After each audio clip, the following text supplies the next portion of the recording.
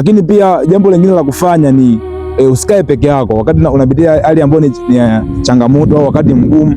Hakikisha aukai peke yako, nenda kwa wapendwa wenzio, nenda kwa watu wengine, nenda kwa marafiki zako ambao unawaamini, kawaelezee. Hata kama uelezee, lakini kaa around them, kaa na watu ambao wanafurahi, usikae na watu ambao wana huzuni, usikae na watu ambao pia na wenyewe wana passion, usikae na watu ambao pia wao watakusababishia jambo lizidi zaidi.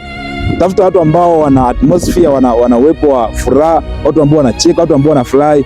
Ukiwapata hao watu watakufariji. Lakini pia waambie, kuna watu ambao Mungu ametuamini nao, wanaweza kawa ni wachungaji, wanaweza kawa ni wazazi, wanaweza kawa ni wakina kaka au kina dada. Unaweza ukashare changamoto yako, na ukishawaambia wewe unaweza ukaona kama ile jambo ambalo unalipitia kama ni kubwa sana, lakini hilo jambo unakuta mwenzio amewahi lipitia, au yule ambaye unamwambia amewahi lipitia hilo jambo ambalo wewe unalipitia, na akakwambia kama ile jambo ni la kawaida sana, kwa sababu wakati fulani unapopitia kwenye hali ambayo ni ya changamoto, huwa tunaona kama ile changamoto labda ni kubwa sana kiasi kwamba sisi peke yetu ndio tumaipitia hiyo changamoto. Ile ndio nikwambie, jambo ambalo unalipitia wewe ni la kawaida, na kila mtu amaipitia hiyo jambo. Yaani kuna mtu amaipitia jambo kama wewe ambalo unalipitia. Kwa hiyo inawezekana ukawa unaona kama ni tatizo ambalo ni kubwa sana.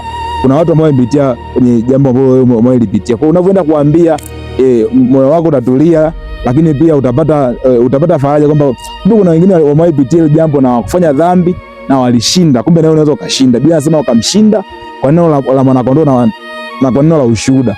Kwa hiyo utapata ushuhuda kutokea kwenye ile sharing yako na watu wengine ambao wameipitia situation ambayo wewe umeipitia.